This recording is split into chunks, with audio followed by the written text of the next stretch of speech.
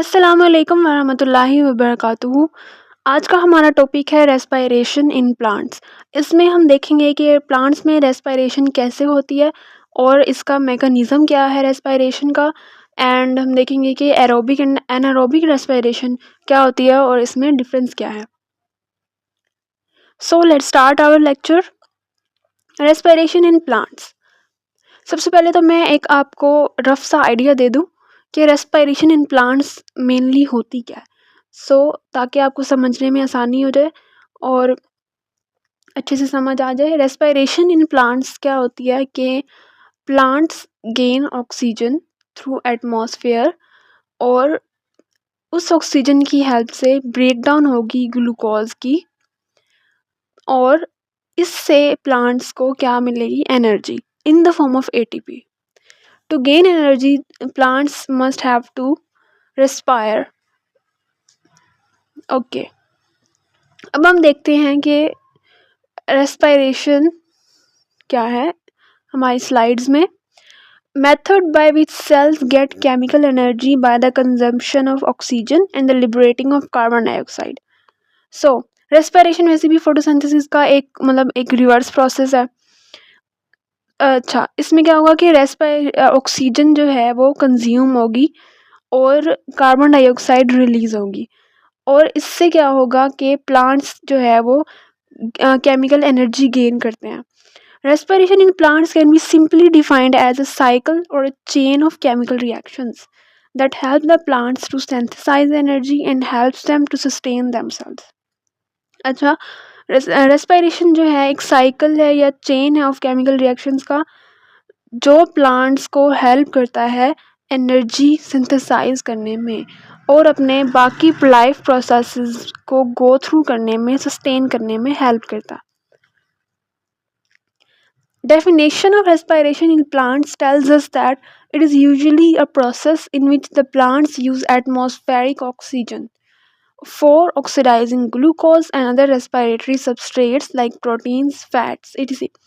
अब यहाँ पे एक न्यू पॉइंट ऐड हुआ है कि not only glucose but other respiratory substrates too. Plants जो है वो उनको भी ऑक्सीडाइज करता है, उनकी ब्रेक डाउन होती है टू गेन एनर्जी। अब रेस्पिरेटरी सबस्ट्रेट्स क्या हैं? रेस्पिरेटरी सबस्ट्रेट्स जो है ये ऑर्गेनिक न्यूट्रिएंट्स होते हैं जो कि ऑक्सीडाइज होते हैं at the time of respiration. अच्छा, ऑर्गेनिक न्यूट्रिएंट्स होते हैं, for example proteins, fats etcetera. So अब हमने यहाँ पे तो देख लिया कि रेस्पिरेशन होती क्या है। अब हम देखते हैं कि रेस्पिरेशन प्लांट्स में कहाँ होती है। ह्यूमंस में तो एक ऑर्गन है लंग्स स्पेसिफाई के रेस्पिरेशन के लिए, और लेकिन प्लांट्स में तो ऐसा कोई ऑर्गन नहीं है। तो प्लांट्स में रेस्पिरेशन कहाँ हो रही है? प्लांट्स में every part such as root, stem and leaves executes respiration. क्योंकि प्लांट्स के पास ऐसा कोई पर्टिकुलर ऑर्गन नहीं है एनिमल्स की तरह for the exchange of gases, so every part of plant supports respiration, supports the plant to form energy. For example, root, stem and leaves. Method of respiration is written as oxygen atmosphere से gain होगी, break down of glucose होगी and other respiratory substrates, और क्या होगा, release होगा CO2 का with energy. Energy जो है इसमें मेन चीज़ है जो कि रेस्पिरेशन के थ्रू प्लांट्स गेन कर रहे हैं। Plant respiration happens 24 hours a day. अब कितने दिन में कितने घंटे होती है respiration? 24 hours a day. But night respiration is more obvious. रात के वक्त क्योंकि फोटोसिंथेसिस नहीं हो रही होती तो रेस्पिरेशन जो है वो ज़्यादा प्रोमिनेंट हो जाती है, मोर ऑब्वियस हो जाती है। तो वैसे रेस्पिरेशन पूरा दिन ही हो रही होती है। अब मैं आपको डायग्राम के थ्रू समझाती हूँ, ज़्यादा अच्छे से समझ आएगी। रेस्पिरेशन, इस डायग्राम में रेस्पिरेशन और फोटोसिंथेसिस दोनों साइड बाय साइड शो किए हुए हैं। क्यों ये दिन के वक्त, जैसे दिन के वक्त रेस्पिरेशन और फोटोसिंथेसिस दोनों हो रही हैं, तो ये चीज़ कैसे चल रही है? ऑक्सीजन जो है, ऑक्सीजन गेन भी हो रही है और ऑक्सीजन रिलीज भी हो रही है, दोनों ही चीज़ बैलेंस आउट हो रही है, रेस्पिरेशन और photosynthesis side by side. Carbon dioxide gain भी हो रही है फोटोसिंथेसिस में और रिलीज हो रही है रेस्पिरेशन के प्रोसेस में।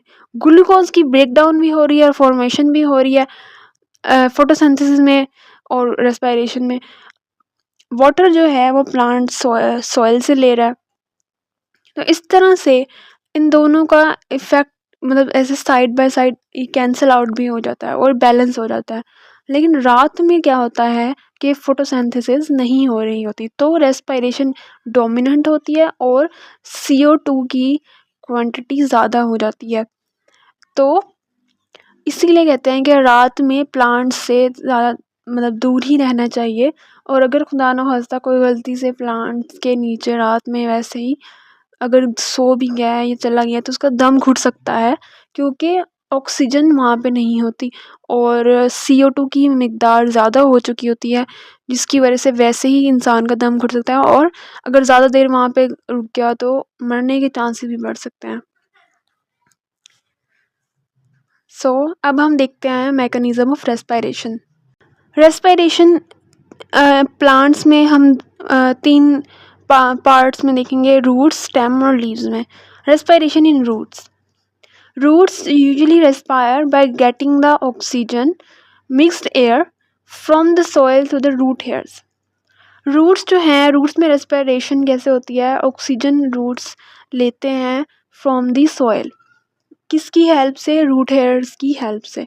रूट हेयर्स जो हैं ये ट्यूबुलर स्ट्रक्चर्स होते हैं जो कि डायरेक्ट हेरी से होते हैं, जैसे कि नाम में पता चल रहा है रूट हेयर्स हेरी से स्ट्रक्चर होते हैं और ये डायरेक्ट कांटेक्ट होता है इनका सॉइल पार्टिकल्स में के साथ। और ये रूट्स को जड़े रहने में, प्लांट्स में जड़े रहने में हेल्प कर रहे होते हैं, हेल्प आउट कर रहे होते हैं। एक तरह का सपोर्ट सिस्टम होता है रूट्स के लिए और एब्जॉर्प्शन में भी हेल्प करते हैं। रूट हेयर्स ये आगे डायग्राम में देखें, रूट हेयर्स की जिस तरह से ये आउटग्रोथ्स बनी हुई हैं, ट्यूबुलर स्ट्रक्चर्स है और देखने में ये हेरी से लग रहे होते हैं काफ़ी। एक ये रूट है, ऊपर से ये आउटग्रोथ्स हैं। These are the root hairs. जिनके लिए ये वर्ड नया है उनके लिए मैंने बताया है। The oxygen is separate to the different parts of the roots, the root hairs. So root hairs जो है वो ऑक्सीजन लेते हैं थ्रू द सॉइल और डिफरेंट पार्ट्स तक पहुंचा देते हैं रूट्स की। ये रूट्स जो होती हैं वो कार्बन डाइऑक्साइड रिलीज कर रही होती हैं when they are consuming oxygen.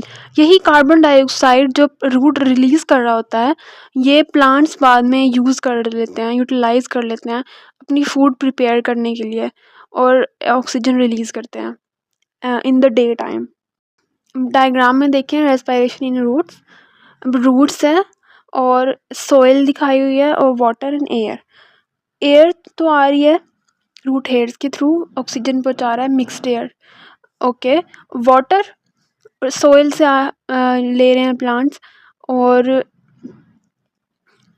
मतलब इस तरह दिखाया हुआ है कि कहाँ कहाँ से एक पैसेज दिखाया हुआ है और रूट्स जो हैं वो रूट हेयर्स से ऑक्सीजन लेते हैं और रिलीज़ करते हैं कार्बन डाइऑक्साइड। ऑक्सीजन लेके ब्रेक डाउन होती है of glucose and other respiratory और ऑर्गेनिक कंपाउंड्स सबस्ट्रेट्स और एनर्जी जो है वो गेन होती है। अब अगला है respiration in stems. Stems of herbaceous plants usually respire through a stomatal pore, which is found on the epidermis of the stem. Herbaceous plant जो हर्ब्स होते हैं जिनके स्टेम्स प्रोमिनेंट होते हैं और लीव्स नहीं होते, usually respire through a stomatal pore. उनका एक स्टेम्स में स्टोमेटल पोर होता है, यानी कि स्टोमेटा होता है जो कि एपिडर्मिस में होता है, यानी कि सबसे बाहर ऊपरी लेयर पे स्टेम की epidermis, outer layer of the stem. Stems of woody plants respire through lenticels which are found on the periderm of the stem. अब हर्ब्स जो हैं वो एक स्टोमेटल पोर से रेस्पिरेशन करेंगे और जो वुडी प्लांट्स हैं जिनकी बहुत वुड्स हैं और वो बहुत ज़्यादा हार्ड हैं, रेस्पायर थ्रू लेंटिसेल्स। लेंटिसेल्स जो हैं उनकी आउटर लेयर पे, हार्ड लेयर स्टेम पे जो है होते हैं प्रेजेंट, विच जैसे ये बताया है पेरिडर्म ऑफ द स्टेम। उनकी ऊपरी बाहर वाली सतह पे ही, जैसे कि स्किन उनकी नज़र आ रही है, उनकी फर्स्ट लेयर पे ही बाहर स्टेम पे, तने पे एक जो है वो लेंटिसेल्स नज़र आ रहे होते हैं उभरे उभरे से। सो प्लांट्स उससे रेस्पिरेशन करते हैं स्टेम्स के थ्रू, यानी कि both lenticels in stomatal pore allow the entry of oxygen inside the plants. अब बोथ जो कह रहे हैं लेंटिसेल्स और stomatal pore entry of oxygen allow करते हैं इंटरसेलुलर स्पेसिस एंड अच्छा, अलाउ करते हैं कहाँ पे, inside the plants intercellular spaces, मतलब ऑक्सीजन लेके वो प्लांट्स के अंदर एंटर होने देते हैं और फिर जो है वो कार्बन डाइऑक्साइड रिलीज कर देते हैं और बाकी जो भी प्रोसेस होता है रेस्पिरेशन का वो भी हो जाता है। अब प्लांट स्टेम देखें, लेंटिसेल्स मैं आपको शो करती हूँ, स्टोमेटा का स्ट्रक्चर मैं आगे दिखाऊंगी लीव्स में। अच्छा, प्लांट स्टेम, अब ये जो भी उभरी उभरे से जो है ये तो फिर भी छोटा स्टेम है, बहुत ज़्यादा वुडी प्लांट्स होते हैं जो मोटे मोटे तने वाले स्टेम वाले होते हैं, उसमें भी ऐसे ही ये तो ग्रीन और ये ग्रीन ग्रीन है, वो थोड़ा ब्राउनिश जो स्टेम होते हैं उस पर भी ऐसे उभरे होते हैं जिसकी थोड़ी कम हार्ड लेयर वाली होती है। और ये लेंटिसेल्स फिर ये लेंटिसेल्स होंगे। So these are the lenticels on the plant stem. अब नेक्स्ट देखते हैं हम रेस्पिरेशन इन लीव्स। लीव्स में क्या होते हैं, लीव्स में स्टोमेटा होते हैं।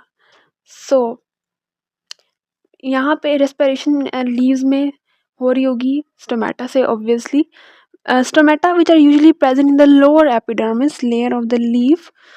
Stomata which are usually present in the lower epidermis layer of the leaf allow gaseous exchange between leaves and the environment. Stomata अगर जो leaves हैं उसकी निचली सतह से निचली सतह पे प्रेजेंट होते हैं, यानी कि नीचे वाली साइड पे, सामने वाली साइड पे नहीं होंगे, नीचे वाली साइड पे, यानी कि लोअर एपिडर्मिस में। और वो क्या करेंगे, गैसेस एक्सचेंज अलाउ करेंगे between leaves and the environment. Guard cells usually control the stomatal activities which also controls the gases exchange. अब सारा जो कंट्रोल हैंड होता है ना वो गार्ड सेल्स पे होता है। अब गार्ड सेल्स की मर्जी है कि वो स्टोमेटा कि वो जो है गैसेस एक्सचेंज करवाएगा कि नहीं करवाएगा। और गार्ड सेल्स क्यों नहीं चाहेगा भाई, गार्ड सेल्स चाहेगा okay but whatever. So guard cells जो हैं वो स्टोमेटा में 2 सेल्स होते हैं। नेक्स्ट डायग्राम में देखें, 2 सेल्स इस तरह से जुड़े होते हैं और अगर वो पूरी तरह से जुड़ जाएं तो और इनमें से कोई रास्ता ना हो बीच में से कोई भी चीज़ पास आउट होने का, that means they are closed. और नेक्स्ट ओपन में देखें, वो इस तरह से खुल जाते हैं ऐसे राउंड, थोड़ा सा राउंडेड होके और बीच में एक जगह सी खुल जाती है। सो वो वाली बीच वाली जगह सी जो है ना वो स्टोमा और एक ओपनिंग है for the exchange of gases. और इन दोनों को ही गार्ड सेल्स का नाम दिया है और इसलिए कंट्रोल हैंड इनके पास है, क्योंकि गार्ड सेल्स ओपन होंगे तो गैसेस एक्सचेंज होगा और गार्ड सेल्स क्लोज होंगे तो गैसेस एक्सचेंज नहीं होगा। सो गार्ड सेल्स जब ओपन होते हैं तो ये अलाउ करते हैं ऑक्सीजन को अंदर आने में और लीव्स में एंटर होके ब्रेक डाउन करते हैं ग्लूकोज की और CO2 रिलीज़ करते हैं और एनर्जी भी गेन होती है और इसी तरह से जो है रेस्पिरेशन इन स्टोमेटा अक्कर होती है। अब उसके बाद है last but not the least types of respiration. Aerobic respiration जो है एक ऐसी रेस्पिरेशन है एरोबिक जो कि नॉट एन का मतलब होता है नॉट, एरोबिक मीन्स यस। सो इससे आप देख लें कि यस, ऑक्सीजन को ये यस बोल रहे हैं। That occurs in the presence of oxygen in the sky. A plant usually uses oxygen in oxidising glucose into low energy molecules like water and carbon dioxide. Okay, plant जो है वो इसमें oxygen use कर रहा है क्या करने में, ग्लूकोज को ब्रेक डाउन करने में और water and carbon dioxide gain करने में। Aerobic respiration releases a very high amount of energy which is further used in driving ATP synthesis. और एरोबिक रेस्पिरेशन का ये भी बड़ा फ़ायदा है कि वो एक very high amount of energy release कर रहे हैं, जो कि आगे जाके एटीपी सिंथेसिस में हेल्पफुल होगी। सो एरोबिक रेस्पिरेशन को हम यस बोलते हैं। So the ATP is broken down into ADP which is an inorganic phosphate that in turn releases energy. Energy gain होगी और जो है एटीपी ब्रोकन डाउन वही एनर्जी जो है वो एडीपी में कन्वर्ट हो जाएगी, जो कि इनऑर्गेनिक फॉस्फेट है, जो कि इन द रिजल्ट जो रिलीज करेगा एनर्जी को। Plants use energy for different cellular functions. अब उन्होंने ये भी बता दिया कि भाई यूज एनर्जी का यूज़ क्यों करना है भाई, क्योंकि यह सेलुलर फंक्शंस के लिए, सेल को नॉर्मल फंक्शन करने के लिए एटीपी की ज़रूरत पड़ती है to carry out different processes. अब देखें ग्लूकोज और ऑक्सीजन, और उसके बाद रिलीज़ हो रही है CO2, वाटर और एनर्जी। जैसे कि रेस्पिरेशन नॉर्मल रेस्पिरेशन का एक है, वैसे ही एरोबिक रेस्पिरेशन का है। और एरोबिक में याद रखना है कि एरोबिक में ऑक्सीजन यूज़ हो रही है, दैट्स इट। एरोबिक रेस्पिरेशन में डिफरेंट प्रोसेसेस आगे आ जाते हैं, जैसे कि ग्लाइकोलाइसिस, क्रेब्स साइकिल। ये मैं बताऊंगी आगे अलग डिटेल में, ताकि अच्छी तरह से समझ आ जाए और हम अंदर तक समझें, या बेसिक तक तो समझें ही, जो कि एक वीडियो में बिल्कुल भी पॉसिबल नहीं हो सकता। सो एनारोबिक रेस्पिरेशन क्या होती है? Anaerobic respiration is intramolecular respiration that usually occurs in succulent plants such as cacti, germinating seeds, etc. Intramolecular respiration क्यों कहा गया है इसको? क्योंकि इसमें ऑक्सीजन यूज नहीं होती। एनारोबिक रेस्पिरेशन में वर्ड एन का मतलब है एब्सेंट।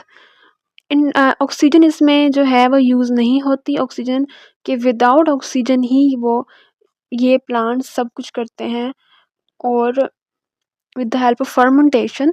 और ये जो है ज़्यादा प्रोमिनेंट है anaerobic respiration in the plants, जो कि सच एज कैक्टाई या फिर जर्मिनेटिंग सीड्स। अगर सीड्स जर्मिनेट हो रहे हैं तब भी विद ये प्रोसेस होता है। It occurs in the absence of oxygen and it results in the incomplete oxidation of the respiratory substrates into carbon dioxide and in ethyl alcohol by releasing energy. So oxygen नहीं आ रही तो water भी नहीं बनेगा, ethyl alcohol एक वो आ गया। और इसका थोड़ा प्रोसेस डिफरेंट होता है एरोबिक रेस्पिरेशन से। इसमें फर्मेंटेशन इन्वॉल्व होती है और इनकम्प्लीट ऑक्सीडेशन होती है, ब्रेकडाउन इनकम्प्लीट होती है ऑफ रेस्पिरेटरी सबस्ट्रेट्स, और साथ में ही ये एनर्जी भी रिलीज कर रहे होते हैं। We can note that anaerobic respiration in plants is related to alcohol fermentation. So जैसे ये मैंने बताया कि एक फर्मेंटेशन का एक प्रोसेस होता है, इसमें एल्कोहलिक फर्मेंटेशन इन्वॉल्व होती है। ये भी मैं नेक्स्ट वीडियोस में जो है इसको डिटेल में कवर करूँगी। और anaerobic respiration occurs in the cytoplasm and it produces two ATP molecules. It also involves incomplete oxidation of a glucose molecule. anaerobic respiration cytoplasm में होती है और दो ATP मॉलिक्यूल्स जो हैं वो प्रोड्यूस होते हैं, और इसमें इनकम्प्लीट ऑक्सीडेशन होती है और ग्लूकोज मॉलिक्यूल की ऑक्सीडेशन हुई, इनकम्प्लीट ऑक्सीडेशन विदाउट ऑक्सीजन। और क्या बना? अल्कोहल, क्योंकि अल्कोहल फर्मेंटेशन होगी इसमें, इस प्रोसेस में, और CO2 और एनर्जी। सो ये था हमारा आज का लेक्चर। इसमें मैंने बेसिक बताया है आपको, एक के बेसिक कंसेप्ट हो, ताकि मैं इस चीज़ को और आगे एक्सप्लेन कर सकूं, इसके प्रोसेसेस एरोबिक के और एनारोबिक के। मैंने बताया आज के रेस्पिरेशन इन प्लांट्स कैसे होती है और क्या है, मैकेनिज़्म बताया, और एरोबिक एंड एनारोबिक रेस्पिरेशन बताई आप लोगों को। उम्मीद है कि आप लोगों को मेरा ये आज का लेक्चर जो है वो समझ आ गया होगा। अगर आपका कोई क्वेश्चन है या कभी भी कोई क्वेश्चन हुआ करे तो आप कमेंट्स में मुझसे पूछ लिया करें। और अगर कोई वीडियो रिकमेंड करनी हो कि इस टॉपिक पे वीडियो बनाएं तो वो भी आप मुझे रिकमेंड कर सकते हैं कमेंट्स में, मैं ज़रूर बनाऊंगी इंशाल्लाह। और मिलते हैं आपको नेक्स्ट लेक्चर में, तब तक के लिए अल्लाह हाफिज़ एंड टेक केयर।